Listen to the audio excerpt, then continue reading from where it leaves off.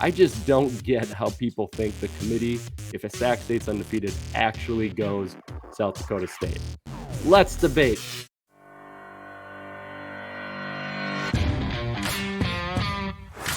Welcome to the official podcast of FCS Fans Nation with your hosts Kyler Neal, Matthew Frazee, and Jamie Williams.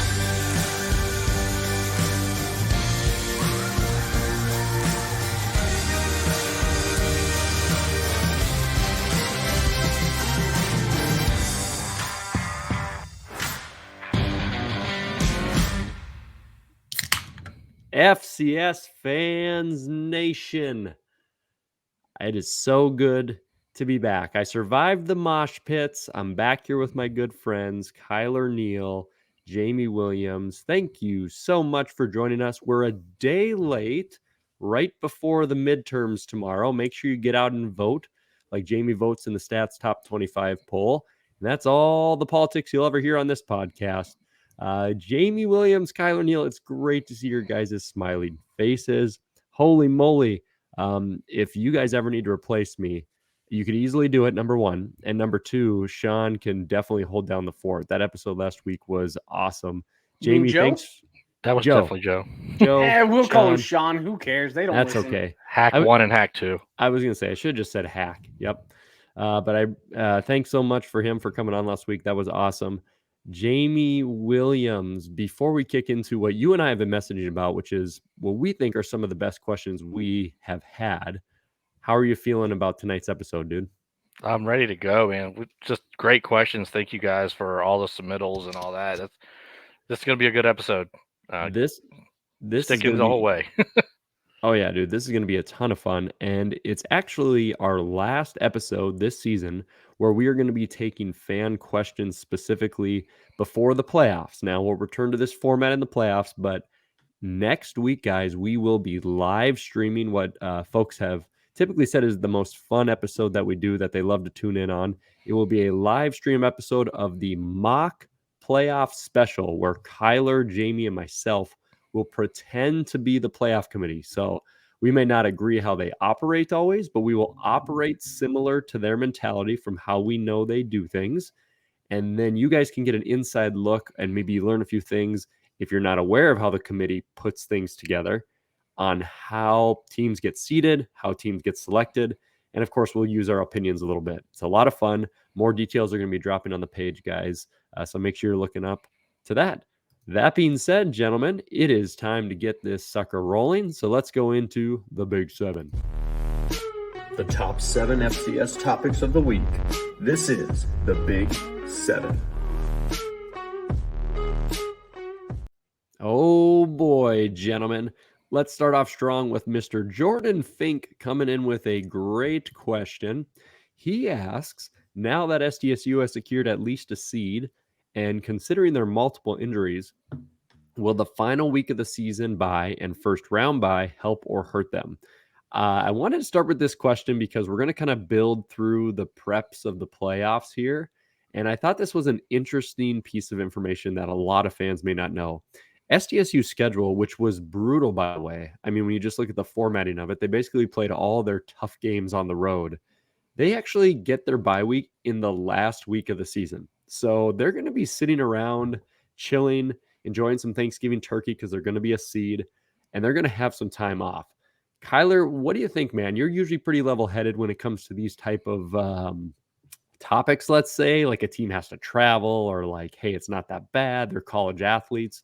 What do you think about that extra time off for South Dakota State if they end up as a top seed?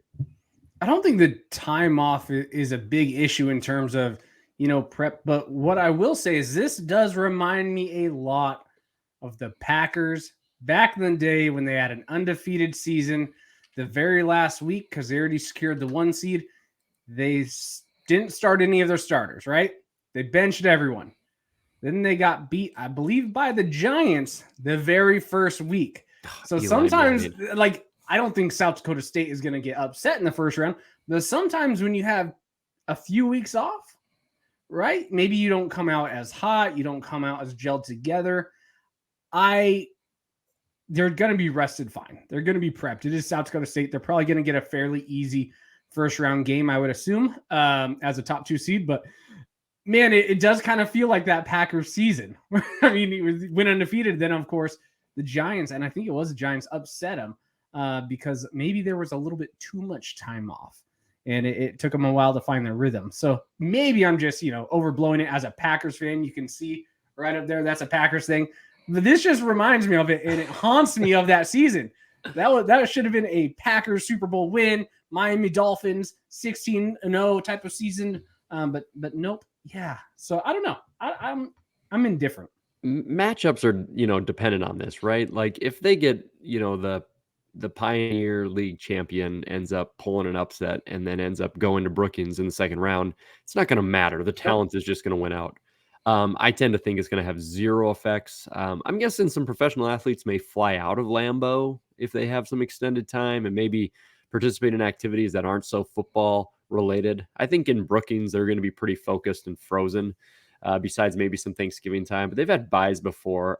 I don't think it's going to have much of an effect on them as a team personally. So, Jamie, do you think if your Dukes were in this situation, if they still played in the playoffs, do you think you'd have worries about this? As I know Kyler's a big Dukes fan. Yeah, it's that age-old rest versus rust. I think it hurts in rhythm sports like baseball and basketball, but football is kind of a weekly sport, and extra rest is always a good thing. You want as much rest as you can get, especially a team that's been as banged up as South Dakota State. So I don't think it's going to hurt them at all. I think it's going to help.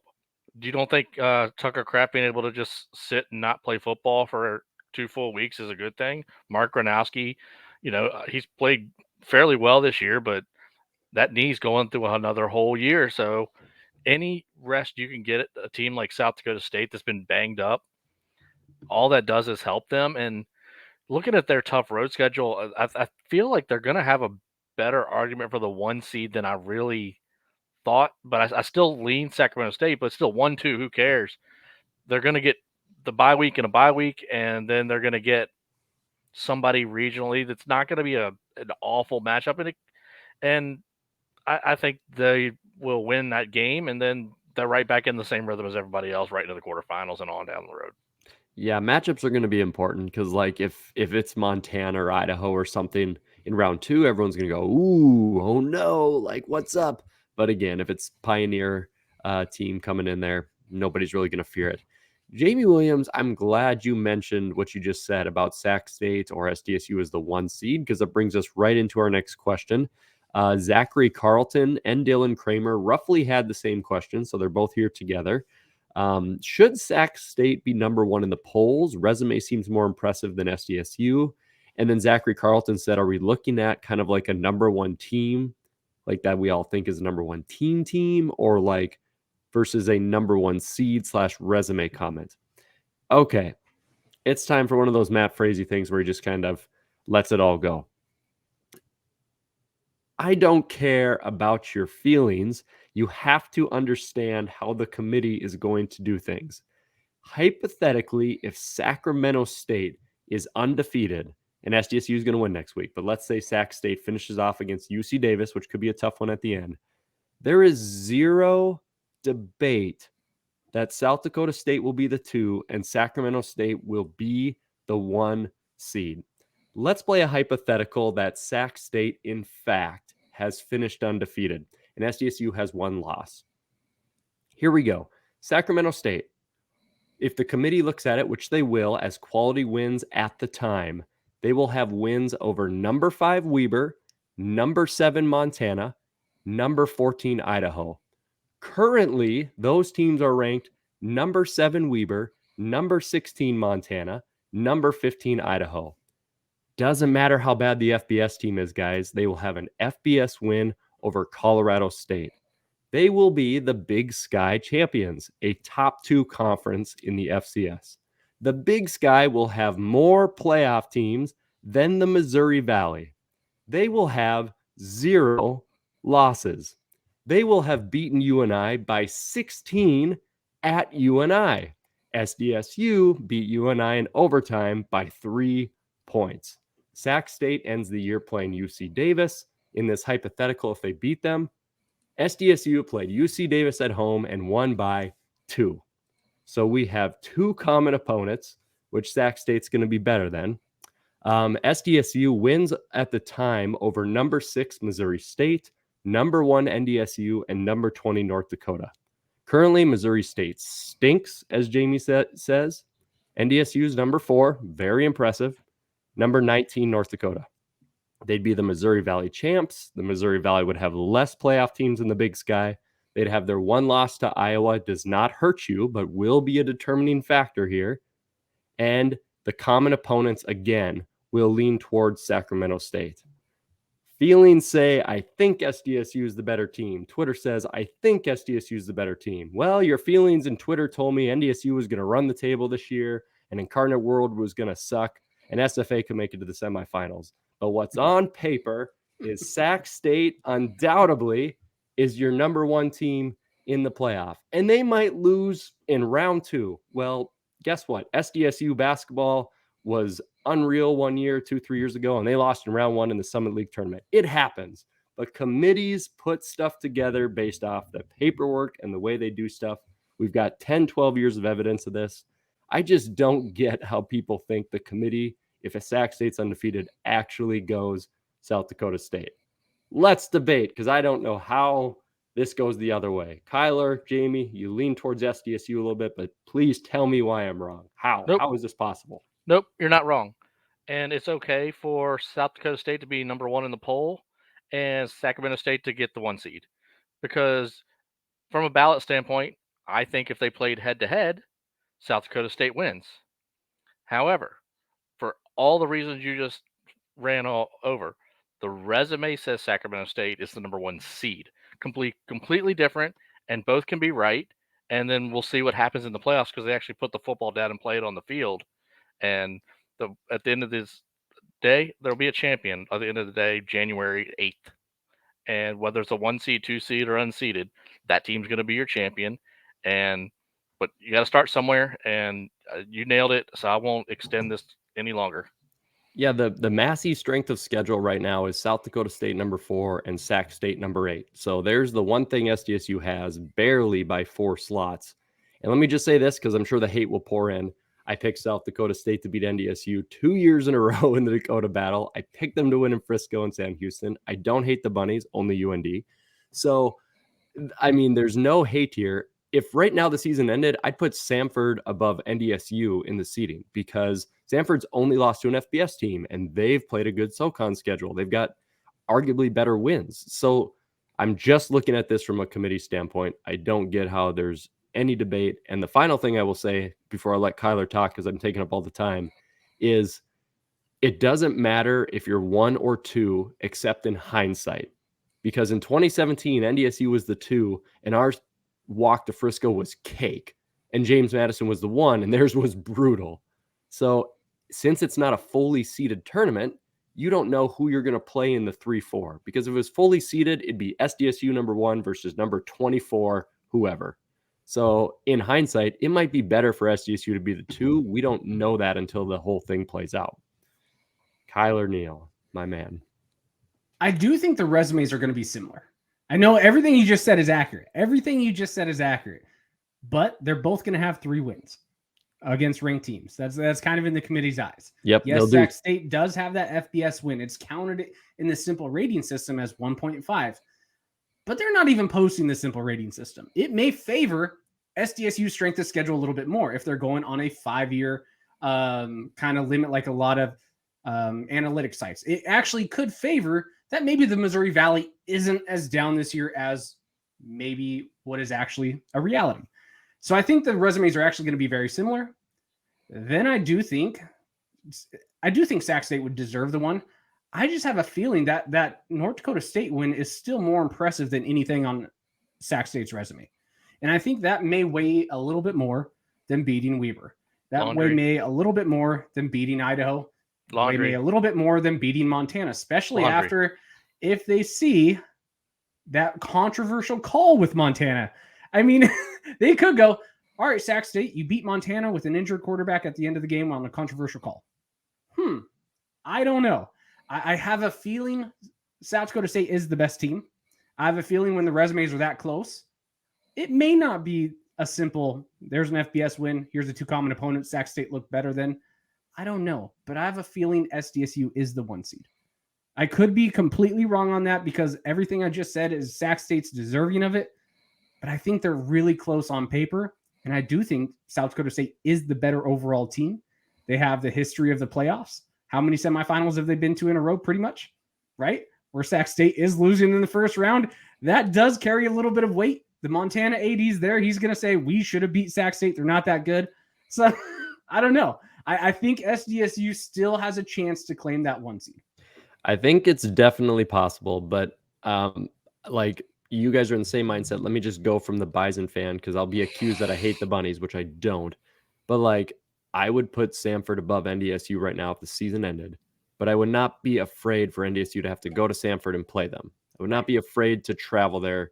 So like I understand that people think SDSU is the right team or is the better team. I get it from the past, from the present, how good they looked.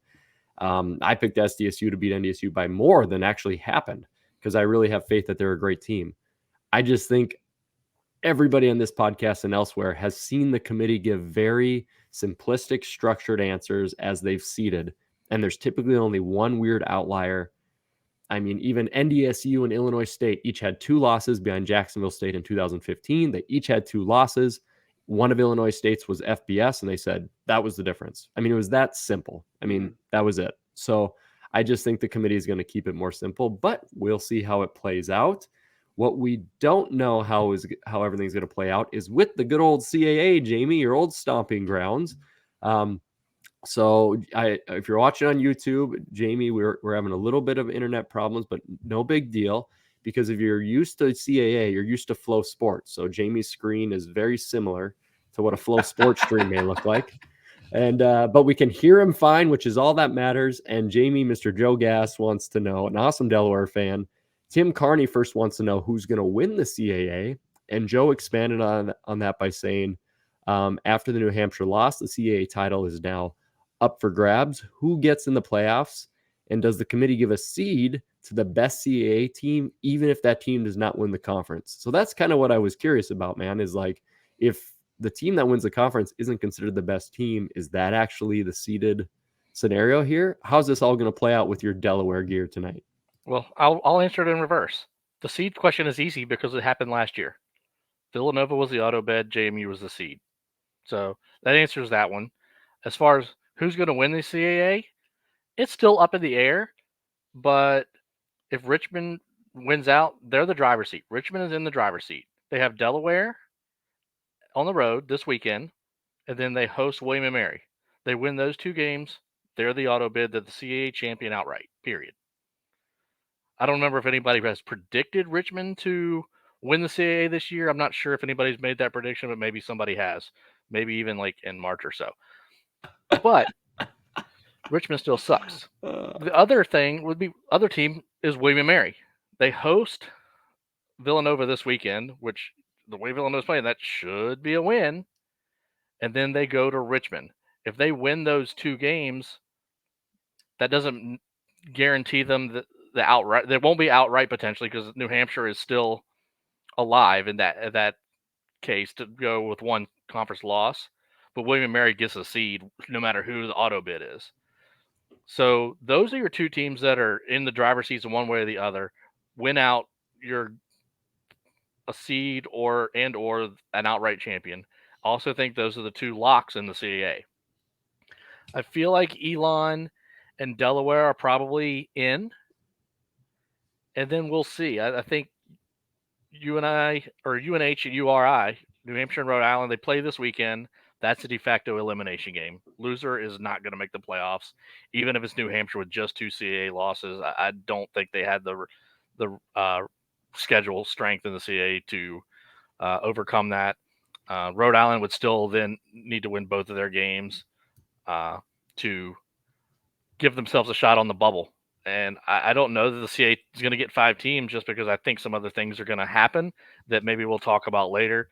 But I would say your 2 locks right now, Richmond and William & Mary, the 2 Virginia teams, because I'm a homer and I live in Virginia. Definitely solid analysis there. But no, I do think those 2 teams are locked in. obviously barring losing both of their games. And then Delaware and Elon should feel moderately comfortable, but it would be nice for Delaware to get a win this weekend. Elon is another team that only has one game left. I believe it is this week. It might be the bye this weekend, then a game on the 19th. But either way, the late bye again.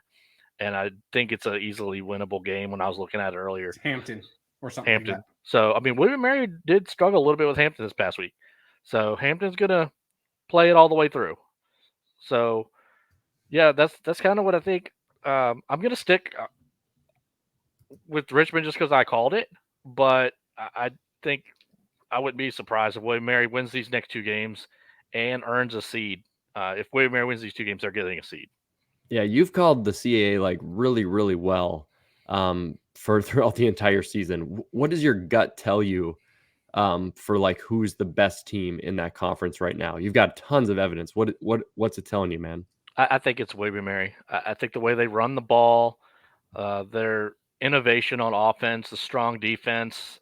They've got two Buchanan semifinalists. I'm going to have John Pius very high on my ballot when I thought I'd have Nate Lynn very high on the ballot.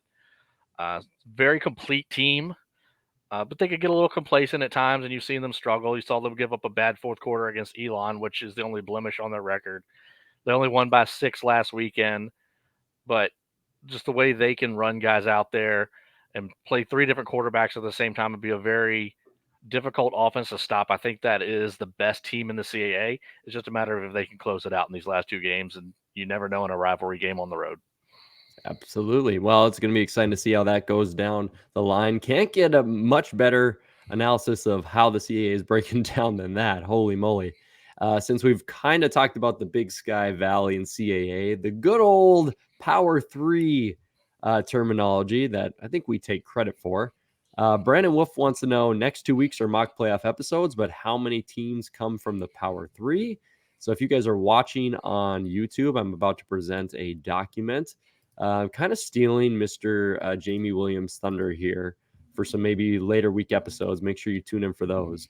But just out of curiosity, Kyler, you've been pounding the table for how many Big Sky teams you think are going to get in Valley, but CAA we haven't talked a lot about. So total, what are you thinking about when you're thinking how many Power 3 teams step into this playoff field this year?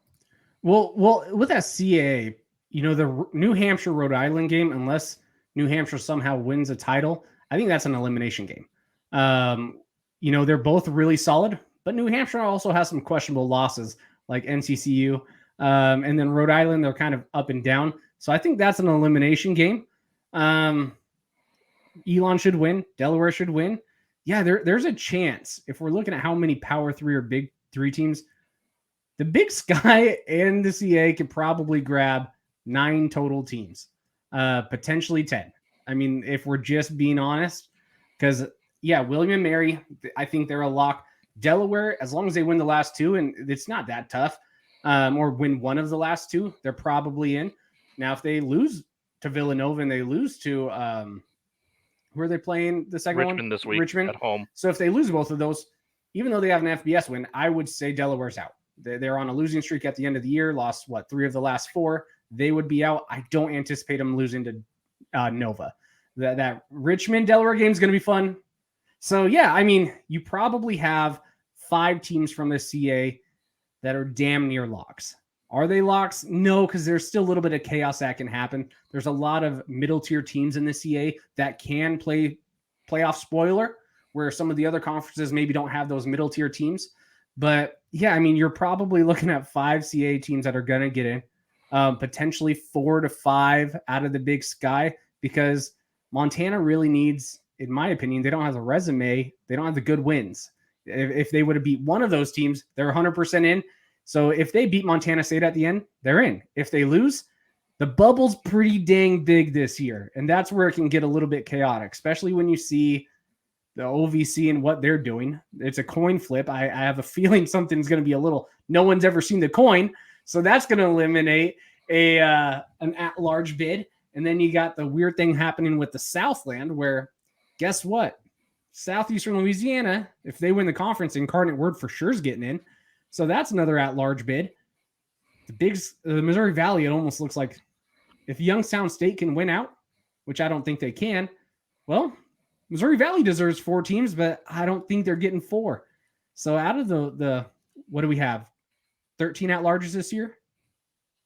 Yep, you're looking at 13 at-larges and 11 auto bids. The SoCon is going to take a few teams too. SoCon, they're about to eat each other up though this week. They are, but the good news is they all performed well until they're playing each other. Where the few years before they were losing to bad teams in the SoCon. So it kind of diluted it at the very end. The SoCon's going to have a few 8-win teams instead of at the end of the last year, 7-win teams. So it is going to be interesting, man. I don't know. Out of the 12 bids, you almost think 9 to 10 are going to come from the big 3. But this bubble this year is insane. It is bigger than normal. This is the only year where I could go, all right, maybe there should have been, more than 24 teams. Every other year before that, no. The bubble's big this year. Dang. No, we're even our podcast is semi in the smallest way going into the bigger playoff field argument. Dang it. No, only we're not this specific year. No, This and not only even this year. 1 year out of 10, it can happen. I would Every other rather year, have no. I would rather have more bubbles burst than more teams in the playoffs. Mm-hmm. And the bubble, like we said, is huge. There's going to be a ton of 7-win FCS teams this year. And 8-win. yeah, lots of 8-win teams. And, Kyler mentioned the Southland. Kyler mentioned the OVC. And I wouldn't put past some NCAA weird magic to make sure an ASUN and a WAC team get in somehow. That would, even though they only deserve 1 bid. We know, the secret coin flip is going to go to UTM and SEMO's getting in. Just looking at all of these places where you're going to steal spots. But who are you stealing them from? I think you're going to wind up stealing one from a deserving SoCon team before you steal one from a deserving Big 3. I still think we got a shot at half the field being these 3 conferences. And we'll talk about a team in a couple of questions that hasn't been talked about all year, but if they win out, you can't really keep them out. It's going to be tough. I mean, and even UC Davis, they win both of their games, Idaho and the Causeway Classic against Sacramento State. Do you keep them out? You can't. You would keep Montana out, and that maybe would keep Idaho Montana then. out. So they would just flip a Big Sky.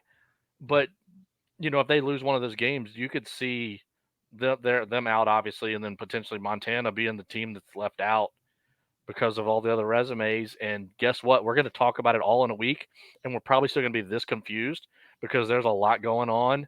The bubble is huge, and it's not really shrinking. There's very few elimination games because a lot of these teams can afford a loss, and at the very worst, still stay on the bubble, depending on what would happen the last week. So we are in for a 2-week ride, folks. Yeah, I'm building the mock playoff special now, and I'm like, this is a lot of work. This is way different than last year. Last year, we were like, all right, we only have 6 teams left who are going to make it. It's very easy predicting the field. This is the first year since we've been doing this podcast where I'm like, there's going to be a lot of upset people. Yeah. And it actually deserves to be upset, but at the same time, this is kind of the best season. There's more chaos across the board. The bad conferences are stepping up. There has been some weird rules that are making it a little bit interesting, but it's going to be a bummer because Fordham, you're going to leave out Fordham 100%. Yeah. They're undefeated versus the CAA. They have 1 overtime loss by 1 point to a seeded team in Holy Cross. Holy Cross is getting a seed. And then their other loss, a last play against the team that is winning in the MAC. They're going to be the MAC champions. That's their 2 losses. They're undefeated versus CAA. Now, they're not great CAA teams, but they lost to what is going to be the MAC champions because Ohio just beat Buffalo. They're at the top. They're winning the tiebreaker. And a seeded team, all by 1 possession on each. And that is going to be out of the playoffs. This field is ridiculous. Jamie, but that's what we want. Yeah. Yeah. You definitely you want. I mean, if it's your team, you don't want to be the one that's upset. But hey, my team's not in the FCS, so from an FCS standpoint, as an FCS fan, the more depth that you can get in the FCS into the playoffs, the better, because then chaos can reign. Those seeds can lose in the second round, even the mighty Bison. What's that? I said my team sucks this year, so I'm not worried about seeds. There you go. Have the chaos go. Let's go. Yeah, bring on the chaos. Jamie's like 24 is all we need, even if other teams are left out. Reminds me of one of my favorite Dwight Schrute quotes. Better 1,000 innocent men are locked up than one guilty man roam free. All right, rolling away from the Power 3 guys and into the WACSUN. Okay, Brandon Owens, Jason Plotkin. Who gets the WACSUN bid between EKU, ACU, and UCA? Okay. Boy, is this somebody on the page wrote this, a colossal crapshoot, I think was the term that was Conglomeration used. of crap was the coin. That's a term I coined last week. That is a phenomenal way to put this in terms of, boy, I'd rather have a bunch of secret coin flips because this thing is just off the rails. It's ridiculous. Okay, so obviously I was on the WACSUN podcast, which things have massively already changed from when we spoke there. What is your gut telling you, Kyler, in terms of who between Eastern Kentucky, Abilene Christian, and UCA is possibly going to be the bid for the WACSUN? Well, EKU just beat UCA, so I'd take them out of it right now because worst case scenario, they get the tiebreaker. So right now, it is the champion of the WAC, which is ACU. They're undefeated in conference play now. They do play SFA, right? Coming up. I don't have Eastern Kentucky plays Jacksonville State on the road and Kennesaw State at home. No, ACU. Oh, they play Sam Houston and SFA. I believe so. Yes. So probably the winner of, well, does SFA now have 2 conference losses? I don't have that up in front of me. They have 1 countable conference loss. Okay, so they have 1 countable. Count for the WAC. So here's the deal. If ACU beats SFA, they are the WAC champ. EKU right now, let's just assume they do look like the best team in the ASUN. They do have the tiebreaker over UCA. They're the ASUN champ. Now, if SFA wins, they're the WAC champ. Either way you look at it, from everything I've read, the tiebreaker is the power poll. You get 1 elected champion from the WAC, 1 elected champion from the ASUN, and then the tiebreaker is a power poll, which they are posting weekly, and it's definitely favoring EKU. So as of right now, this is a 1-bid dual conference, no matter what, because we just talked about how big the bubble is, and I think it's really EKU's to lose. Now, if ACU goes undefeated, I don't know if 0 losses completely throttle the ASUN champ, even though they're higher in the power poll. I don't know that specific for sure, but everything I read, you get the one champ, then it goes to a power poll. And the power poll, it's favoring EKU right now. So I would assume that they're in the driver's seat. But again, yeah, I think 0 conference losses though would win it. Would trump it, right? I think, but Jacksonville State counts for the ASUN. Sam Houston doesn't count for the WAC standings. It's so weird. I mean, go listen to the episode that Will, Rev, and Brandon put out. They were just as confused as we are, and it's their conference. Yeah. But yeah, I mean, if Eastern Kentucky wins out in those 2 games, Jacksonville State on the road's a tough one, and then against Kennesaw, then it's going to be them, period. But yeah, I mean, Abilene Christian has a way to the title, so does SFA outside, even though Dustin doesn't want to hear it.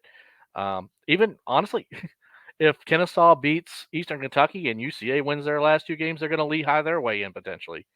So, and don't count out the NCAA committee giving an at-large to the other side. I don't think it'll happen, and it shouldn't. But, that would be the one thing that we could potentially question if that happens. So just watch out for that if it goes the wrong way. But I still think it should be a 1-bid, and I think Eastern Kentucky's in the driver's seat, but they could get tossed out real fast. It's going to be really fun to see how it plays out. We got another question about the WACSUN coming up in our quick hits. Well done, gentlemen. I'm going to golf clap you right there. That was about as well explained outside of on the actual Around the ASUN, the WACSUN podcast with the Rev and those folks. They could describe it much better, but you guys did a pretty flawless job right there because that is, Jamie, could you say the quote again? What is that? Those 2 conferences this year? It's a conglomeration of crap, and I did trademark that last week. Holy moly. Yep. Well, we'll see who comes out of it. We'll see if there's multiple teams. Are we making new WACSUN conglomerate crap shirts? Oh, boy. Don't give the Rev the... Got the market. Rev heard it. Get ready. It's coming. They should shut down their football programs or conference. Oh, boy. Here comes the shade. Not really. Speaking of, I guess I wouldn't say shade, but speaking of a team that's not been talked about a lot, we got a question on Twitter. Eat Some Franz, as that's how I'm going to pronounce it there, at Eat Some Franz. Looks like he was a Bison fan based off his profile picture. He had a question. Not sure if you guys are still looking for questions this week, but I would like to hear you dig into Youngstown's season a bit. They seem like they are kind of sneaking under the radar with a better than expected season. So the reason I wanted to do this question is, of course, to talk about Youngstown a little bit, but also to expand from Kyler's viewpoint about the Missouri Valley and the teams that are below the two Dakotas. So I'll take kind of the floor here with Youngstown. As I was looking through them today, obviously paying attention to them as a Bison fan. But my thing that I'm going to have to look at here, I'll just call you awesome Twitter Bison fan, is I'm just not seeing the quality, right? I think a lot of times teams in said Power 3 conferences just get a pass because they can get to 7 or 8 wins, right?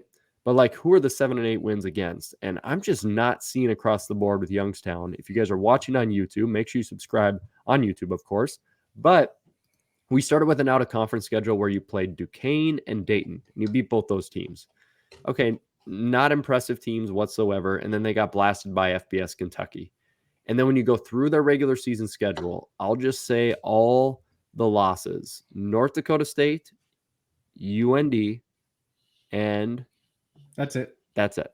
So those two teams right now ranked number 4, right now ranked number 19. Their wins are against Indiana State, Western Illinois, South Dakota, and a 2-point win this last week. Nice comeback win. It's why Youngstown State is our background photo on YouTube over Illinois State. So the Redbirds are their best win, but the Redbirds were never ranked, and people really were only seeing, they're going to have to upset SDSU to even have a sniff of a chance, and even then they're probably not getting in. So right now I see no quality amongst a bunch of wins with Youngstown State, and they're going to finish with Missouri State. They're going to finish with Southern Illinois. Even if they beat Missouri State, that's not an impressive win at this point. And Southern Illinois at the end, maybe that tips the scales a bit. Kyler, what do you think about Youngstown? Because they definitely fall in your realm of like, the Valley should only get 3. I don't know who that 3 is going to be. What's your take on the Penguins and that slotting in the Valley?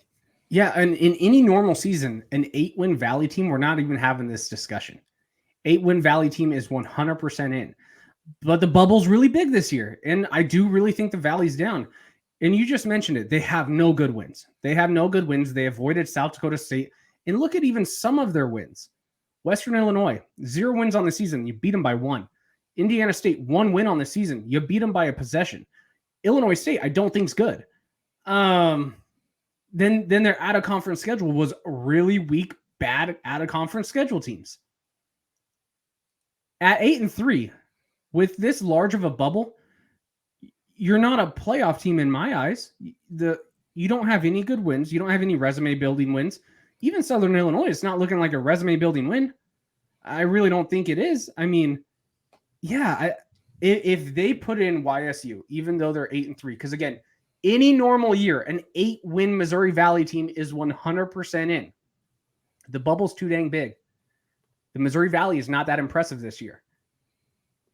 I don't see it. I mean, it's weird. Now, if there's tons of chaos, sure. But even like, let's say a Kyler, I got you. 8-3 Southeastern Louisiana. Who are you taking?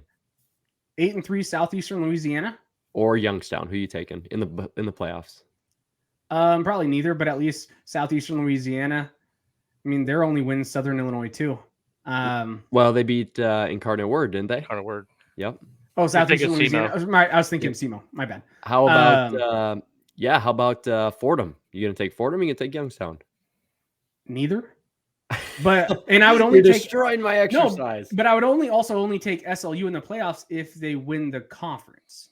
If they get the auto bid, I wouldn't take them as an at-large right now. I don't think they have a good enough resume. But I mean, Fordham, I actually do think he's probably a better team than Youngstown State this year. And I do think SLU would have a better resume, surprisingly, because again, they at least have a ranked win. I don't know. This is a really weird year, but I don't see that as a playoff worthy resume in my mind. It's not a lock, but 8-2 against the FCS, and albeit there will be 0 ranked wins. 8-2 against the FCS it's probably gonna get them in, but but it shouldn't. We're staunch defenders of the committee. We always say, though, like, there's typically one seed, or maybe I just say this, there's typically one seed where you go, huh. And there's typically two teams out of the at-large where you're like, oh, or I was unexpected, or I think I really disagree. So I always say there's 3, maybe 4 misses by the committee. Besides that, they do a good job. Man, maybe you guys have turned my mind around. Maybe Youngstown, if they get those 8 wins based on what Jamie just said, maybe they're the last team in and you go, oh, what the heck? You know, it always seems to happen.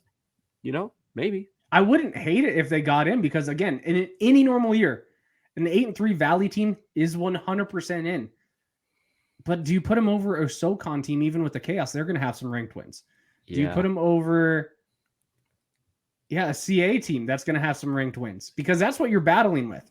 You're battling the Big Sky, the CAA, the SoCon, and then depending on this coin flip and SLU winning the conference, Incarnate Word as an at-large, you're not taking them over Incarnate Word. So what do you do here in this scenario? Youngstown State wins these 2 games, but North Dakota loses to NDSU and they have 7. Which of those 2 teams are you taking? Oh, Jamie, I'll pause you right here and tell you and the rest of the fans to tune in on Sunday live to the mock playoff special that will be live streamed through Twitter, Facebook, YouTube. Make sure you're subscribed or following the Facebook or Twitter page for FCS Fans Nation, FCS Fans Nation Network on YouTube. Live stream, guys.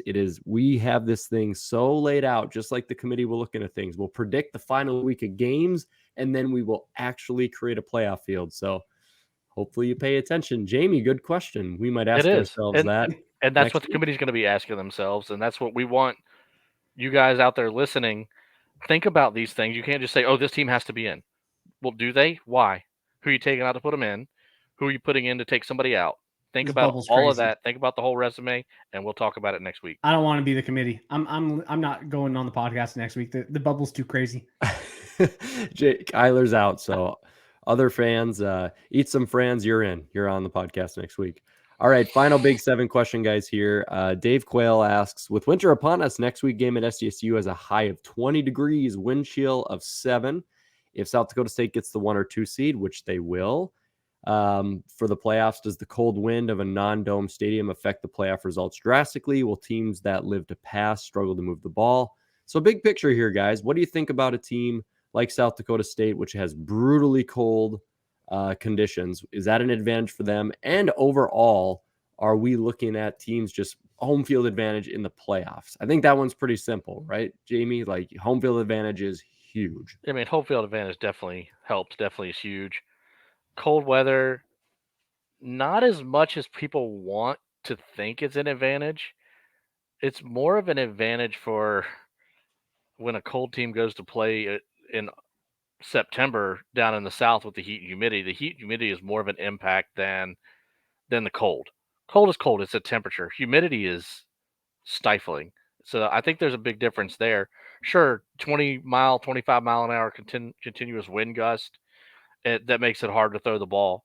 But even in weather, you can still throw the ball because the offense knows where they're going. The defense doesn't know where the offense is going. So coming out of breaks, you're a little bit more skittish. So the offense can still pass the ball. I'm not that concerned about that. But what I would be concerned about is, as a road team going to SDSU, is the team on the other sideline. That's the advantage there. Yeah, and South Dakota State plays very comfortable in Brookings. I mean, they play extremely well there. I think that's never really stated much. I don't think people talk about that enough. Like, when NDSU goes to South Dakota State, I'm like, crap. Like, they play really well there. I mean, I guess you can say they play well in the dome at this point too. But Kyler, quick perspective from you, Eastern Washington fan, typically a pass-happy team, very cold in the playoffs. You've played on that red turf before, unless it's heated now, since it's red. Any impact you think this will have for passing teams going to South Dakota State? It does, unless you're like fairly used to it, right? There's some games where Eastern, it seems like the cold and wet doesn't bother them, like versus Maine. But I mean, yeah, if Incarnate Word comes to South Dakota State and they're slinging the ball, I think it does definitely favor a South Dakota State. There's not a lot of pass-happy teams this year. It seems like that's going to be in the playoffs. I mean, you have Incarnate Word, potentially a Fordham, Samford. Other than that, most of the teams in the playoff this year are going to be running the dang ball. So I don't think it's maybe as big of a deal. Besides, I don't know. We saw Cal Poly come up to Montana this week in this blizzard. After about 8 minutes, they didn't want to be there. They want to go back to California, go on the beach. Now, that's already a bad team. Playoff teams aren't bad teams. But I don't know. I do agree with Jamie. I think playing in the humidity when you're not used to it is way worse than playing in the cold. But there is a factor. But we have seen like a Georgia Southern go up to Montana and win in the middle of December in the playoffs. I mean, it's happened before. It will happen again. So, yeah, who knows? Yeah, it should be fun to see. It's definitely home field in general. Huge, huge, huge for any team attempting to make it to Frisco. So if you're sitting at home in Brookings, you're going to feel comfortable. No taco bet this week, guys, because Matt Bernhardt asked me about some questions from last week on the podcast I missed. I'll give you the one, Matt. 3 live bands concerts since I was gone for that I've seen live that are the best. I'm a huge metal and metalcore guy. So for number 1, just put a crap ton of metal bands. But here you go. My wife took me to Celine Dion in the Fargo Dome. I don't know how a human being looks like they're talking and those vocals come out of their mouth. That was unbelievable. And you might as well put this one as number 1. In 8th grade, I show no appreciation for this. I was flirting with a girl, Tessa. We never dated because I couldn't date anybody in high school. The whole concert, my music teacher said, we're going to the Fargo Dome. We're going to watch this piano player. He's blind. I said, cool. And then she kept talking and I didn't listen to another word. That was Ray Charles. And I saw him live, but I was a stupid, dumb kid and I didn't pay attention. Then I saw the movie and I was like, wow, I suck. I really suck. You're so like, I'll say wow, Ray Charles. Fox. Yeah. Ray Charles, Celine Dion, and then a ton of metal bands. Okay, guys, that means since we skipped the taco bet to just talk about Matt's musical interests, we better roll right into some quick hit questions. Just because your question is answered quickly doesn't mean we don't care. These are the quick hit questions of the week. Alrighty, guys, quick hit questions. Starting it off with Mr. Seth Meyer here. Great question. Is UT Martin out of the playoffs if they don't win the OVC tiebreaker? Assuming them and SEMO win out. Mr. Williams, what do you think? Is this it for UT Martin if they don't get the auto bid? Easiest question to answer. Yep, they're done. Yeah, they just don't have the wins to pull off an auto bid at that point.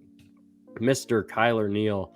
Okay, continuing to absolutely crush the Pick'em challenges, Mr. Jacob Martinez of his soon FBS Kennesaw Owls wants to know any hope left for the sad Owls fan if they finish 7-3 versus the FBS.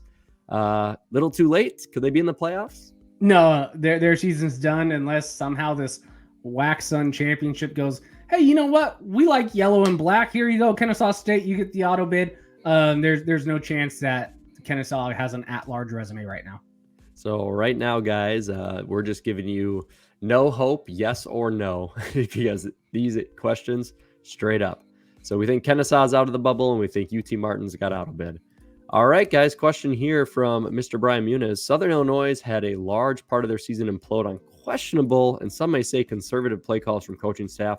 Is it time for a change?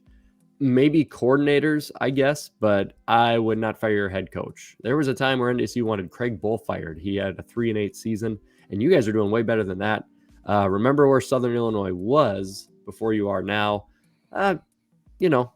It's time to see how long you guys can keep this thing rolling, and I think under Coach Hill, you're going to do just fine. All right, Kyler, back to you. Matt Bernhardt, one of the best fans on the page. I'm a Bobcat fan. He has one of the best names in America, at least a nickname. Does Montana State put up more at Cal Poly than the Grizz? Ooh, what do you think, dude? They could potentially put up more points, but they're also going to give up more points.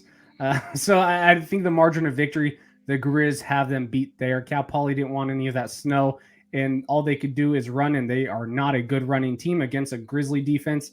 Yeah, Montana State could definitely score more, but you're also going to give up probably 14 points. The margin of victory won't be as big. Yeah, I love you, Matt, but boy, after that NAU game, I don't know about throwing those digs out at the Grizz. That was interesting. I know it can be tough to play at NIU sometimes, though. Mr. Jamie Williams, Bruce Edmiston, awesome Jacksonville State fan. Can the WACSUN get 2 playoff teams? All right, we avoided this earlier on. What do you think? Nope. Two quick hits, 2 quick one-word answers. Nope. Nope. Jamie's like, we don't have time for the details. We're just straight Almost up giving too you big, the man. answers. No, there's no details. It's just one team. That's it. Not good enough anywhere else. Bubble is too big. All right, guys. Great question here from Jason Plotkin. I'll throw it back to you, Jamie, here. Does Incarnate Word's Lindsey Scott deserve proper recognition for his stat line, or are people going to claim he's taking advantage of a system employed by Incarnate Word or a weak Southland Conference? Maybe a combination of both. You're a Walter Payton voter, Stats Top 25 guy. What do you think? He gets exactly proper credit. It doesn't matter what your schedule is unless you're playing Warner. If you throw for 7 touchdowns and a half, then you're worth every bit of what they're saying. Oh, and like Kyler's holding up, he's done it twice. So, yeah, just I don't want to hold suspense, but he might already have locked in the top spot on my Walter Payton ballot. Should be on everyone's. We'll see. We will have to see how it plays out, but nice little hint there, Jamie Williams. Yeah. Dustin Perman, kind of on the same topic. Do student athletes from the Big Three conferences get discounted when it comes to winning these awards because their stats aren't crazy as a player from a softer conference? Should awards go to players who actually make transition to the next level, irrespective of stats? Or just remember, Brandon, it is the stats award. Or I'm sorry, Dustin, it is the stats award. It's based off stats. But here's the thing. Cooper Kupp, Walter Payton Award winner. Trey Lance, Walter Payton Award winner. If you show up and you put up the big stats, you can do it. Nobody's saying that if they played against Pioneer League competition, they wouldn't have a ton more. But if you earn the award, you earn the award. Yeah. So real quick, Matt, I just since I did some research, 31 Walter Payton winners, 18 have come from the Big Three conferences. wow, 7 of okay. 12 since 2010. You're welcome. Big Three. Buchanan, yeah, You're pretty welcome. much. Well, Villanova's got their share too. Yeah, we got one more. Buchanan, 17 out of 27. You're including welcome. 14 out of 15 from 2000 to 2014. 6 of 11 Rice Awards. So the Rice You're Award welcome. and Robinson, 15 out of 35, are where you get more from the non-Big Three. But the 2 biggest awards, still over 50% Big Three. You're welcome. Yeah, if you're one, Kyler, of course, is an Eastern Washington fan, so that's why you're hearing so much. You're welcome. Jerry Rice, Walter so many of Payton, them. Buck Buchanan, multiple of all of them, pretty much, besides Jerry Rice. But He's had a rough year, so give him this. Give you're Kyler welcome. this thing this evening. Thanks, Kyler. We got the most awards, baby. That's what we are. We're an award-driven team who sucks this year. Dwight Schrute, I performed so well in lieu. I took 2 plaques in lieu of a pay raise. Exactly. Brandon Anderson, guys, wants to know and says, if a team in transition wins the conference, has the record, enough quality wins, why shouldn't they be allowed in the postseason? Brandon, they should be allowed in the postseason. Craig Haley, one of the media goats, did say one of the reasons this stuff still is upheld is because the NCAA, like a St. Thomas, the NCAA has it as a rule, number one. If you think that's dumb, here's the second one. It prevents teams from jumping up and down aggressively or like using that as a tactic. Like if you could just go to D2 to D3. Now, not saying that that's actually going to happen, but that's actually the only real legitimate reason I could actually see as an argument. The rest of it's junk. Like if you're at a disadvantage, you should be able to play in the playoffs. And I can see the nodding heads that the whole committee here agrees. So, Mr. Adam Peterson, it's time for a change at Illinois State. Sorry about your heartbreaking loss there, Adam. You are part of the background this evening for Youngstown's victory. But your Redbirds played a lot better than I expected, and I owe tacos for that. He wants to know, what is your favorite type of football weather to watch a game in? Ooh, great question. Around the table here. I'm not a real man there, Adam. I'm not. I believe humans invented HVAC systems and AC and heat, and just give me a nice dome. And even if I wasn't in Fargo, I'll go to the US Bank Stadium, give me a nice roof, 70 degrees, and walk around. Oh, yeah, not a man at all. Anytime someone says real football, I'm like, yeah, I'll be on my couch. Jamie, what do you got? About 60 degrees, nice and cool, but not, not freezing, but not too, warm. Nice, solid 60-degree, crisp fall day. Perfect. Kyler, I'm guessing brutal heat. Just death, Houston heat. No. I actually really love snow games. I think they're the most fun. You get a warm belly of Jameson. You're drunk. You're having a good time in the snow. I love it. What is your favorite snow memory? From Zachary Carlton, actually, is a phenomenal question. He says Montana dominated in the snow yesterday. So what's everybody's favorite snow memory? 1997. This isn't my favorite memory. This was like a disaster in the state of North Dakota, but 3-day blizzard. We had no power. I remember taking buckets of water with my parents from the sump pump and dumping it out like 2 a.m, 4 a.m. We had candlelight. So that's not like a great memory, but I'll never forget it. I was like 6, 7 years old. I mean, it was absolute insanity. So not the favorite memory, but just something cool from my childhood that I survived. The North Dakota hurricane, if you will. Jamie, do you have a favorite snow memory, dude? Yeah. At JMU, we had a nice snowstorm. So I went to the dining hall, get some lunch. And instead of putting my tray back, you take it out of the dining hall, you go to the hill and you use that as your sled. So sledding down the hill on the dining hall trays at JMU is always a good memory. That's awesome. Kyler, I'll wrap these last two together. Joshua Hoffman and Andrew Markham both had food questions. Feel free to throw your snow memory in there as well. Andrew wants to know favorite dinner, meal, and dessert. Josh wants to know what's the best way to eat a potato. I want to know the potato one from you, man. What is the best way to eat a potato besides a French fry? Well, first, let me just talk about this snow thing because mine is very similar to Jamie. Besides, there's a hill right outside the dorms. So what we did is we were very drunk. Don't drink responsible, people, and don't do this. I found one of our neighbors. He was wearing t-shirt and shorts. I thought it'd be fun because he was, a littler guy, to wrap him up in caution tape and use him as a sled while I went down the hill. There's photos of it. We drew on his face to make sure he was a very aerodynamic, functional sled. And he was happy. So it wasn't bullying. He really ended up enjoying it. He wanted a few more times. It was fun because he was really drunk too. Okay. Now, best way to eat potatoes, garlic, cheesy mashed potatoes. That is the best way. I mean, if you give me that, put a little cream in there too, something like heavy cream or some cream cheese in there, whip it all up. Best way. Man, oh boy, I know exactly. I'm going straight to the fridge and I'm going to get the pizzazz going right after this because you got me. The 1 minute potatoes? Yeah, 1 minute potatoes. Of course get it he does. going. Of course Let's he get does. it going. Instant, baby. All about that convenience. Hey, I'm the Bubba Gump of potatoes. I'll eat them anyway.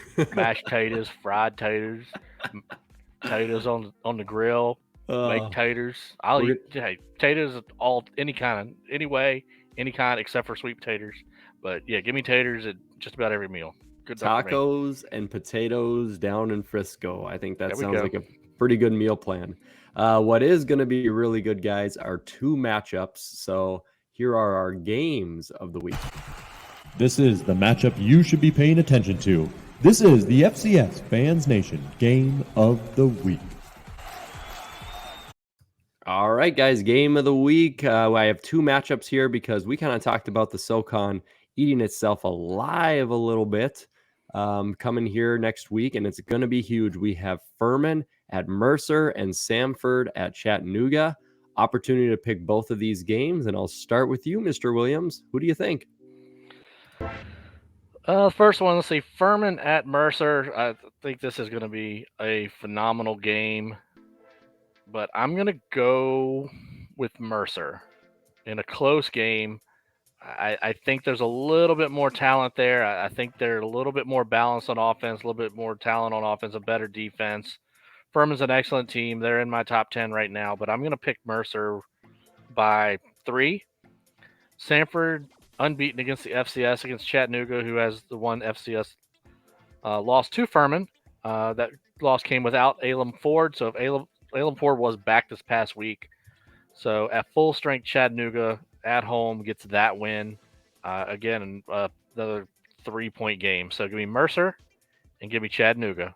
Ooh, baby. I'm going to go completely opposite of you there, Jamie. I'm going to take Furman, of course, which is a team that I just learned about. I know nothing about them. Kidding. There we go. You might as well call them my second team. If NDSU moves up, I'm just sticking with Furman, baby. I will take Furman with a 7-point win. I'll go 28-21. And you know what? Chattanooga, I was leaning that way when I was looking at this game because of the defense and they're at home. I think Samford's offense is just going to keep showing up, and I think they're going to blitzkrieg them, and I think they're going to do well. So I am going to take Samford in a win there, and I will take Samford to be victorious 31-24. Kyler, what do you think, man? I just want to do a little bit of opposite of both of you guys. So I think I'm going to pick Mercer over Furman in a very close game. Let's go 35-27. Touchdown type of game. But then I'm actually going to pick Samford over Chattanooga because it's Samford's seed to lose. They're going to be fighting a little hungry. Chattanooga's still probably in the playoffs, even if they lose this game, even though that bubble's big. But we want to see a SoCon team get a seed. So I'm just going to pick Samford. And because Jamie's wrong all the time, Matt's wrong all the time, and I'm wrong all the time, I figured now we can figure out who has the worst bad luck. I'll pick one of each.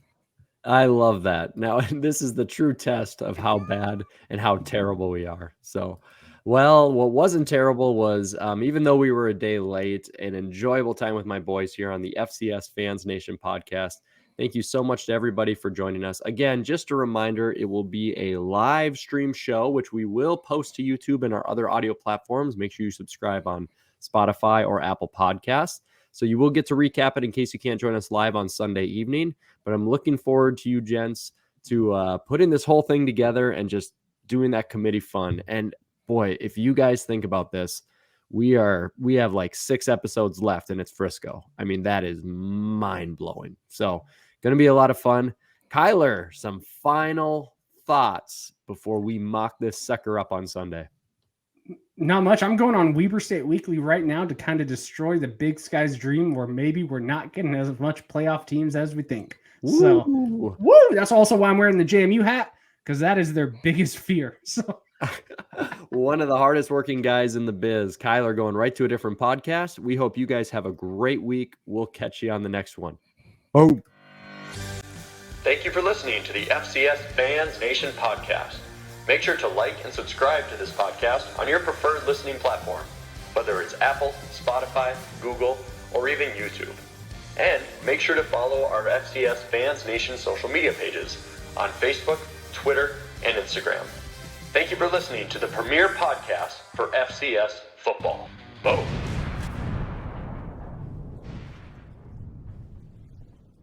Hey! Well, I'm easy to please, baby.